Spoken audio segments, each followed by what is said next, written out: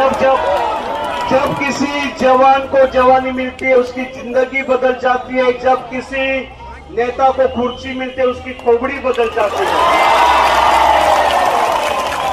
जिंदगी कम है मोहब्बत करने के लिए, जिंदगी कम है मोहब्बत करने के लिए, तो वक्त कहां से आता है नफरत करने के लिए। डेमोक्रेसी लोकशाही में नंबर गेम है, पता नहीं 1 नंबरी है कि 10 नंबरी है, 36 नंबरी है कि 420 नंबरी है, वो तो हमें समय बताएगा। लेकिन किसी से अभी क्या कहना, तुम्हें हमारी याद नहीं आई। हमने वोट दिया आपको अच्छे दिन आने के लिए, लेकिन आपने हमारे ऊपर बुरे दिन ला दिए। प्यारे भाई और बहनों, ये कैसा जन सैलाब है, यह कैसा जलवा है, यह कौन सी महासभा है। ऐसा जनसलवा और जलवा और महासभा आजादी के पहिले दिखाई देता था। भारताच्या स्वातंत्र्यापूर्वी रंगूनमध्ये सुभाषचंद्र बोसने भारतवासियांना आह्वान केले होते कि स्वतंत्रता बलिदान चाहती है, बलिदान आपके तन का, आपके मन का, आपके धन का।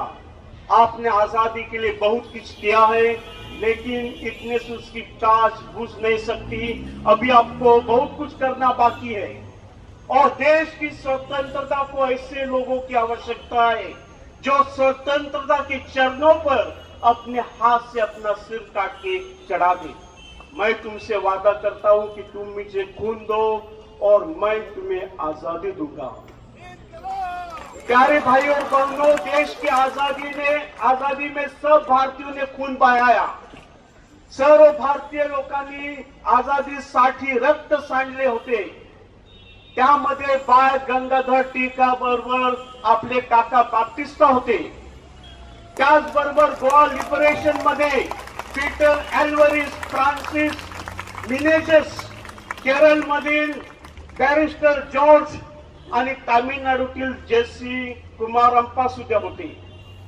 पुढे आपण पाहतो की मास्टर जॉकिम आल्वाने सर्व टीचर आणि शिक्षकांना एकत्र करून स्वतंत्र चळवळीमध्ये भाग घेण्यासाठी आव्हान जेव्हा केले, तेव्हा ब्रिटिश सरकारने त्याची हक्कलपट्टी केली, त्याला कामावरून काढून टाकले। तर आमचा सुद्धा स्वतंत्र चळवळीमध्ये भाग होता।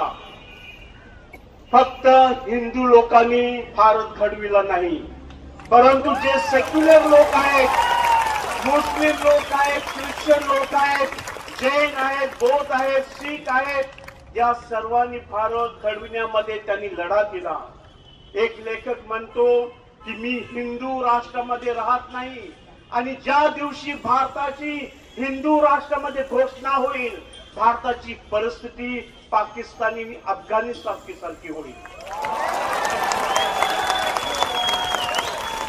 प्रिय मित्रांनो, आपण पाहतो की अनेक वर्ष झाले ख्रिश्चन मिशनरीने भारतात समाज घडविण्यासाठी अनेक सामाजिक संस्थेद्वारे काम केले।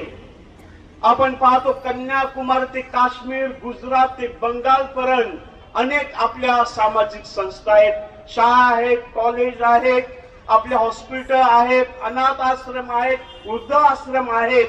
याद्वारे अनेक प्रकारची लोकांची सेवा केली।